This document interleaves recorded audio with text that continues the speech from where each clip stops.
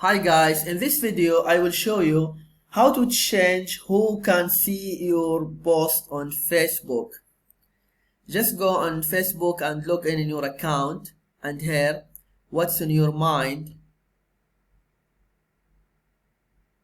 Just I can write here anything.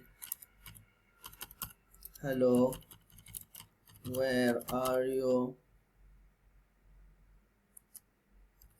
etc, etc.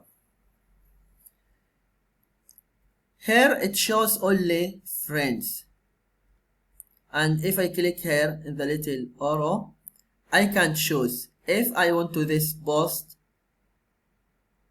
to the public, is mean anyone on or off Facebook. Just I click here and then I click post, or I can choose friends or only me, friends except close friends. Just I can choose anything from here. If I choose only me and then I click post. This is what you need to do if you want to change who can see your post on Facebook.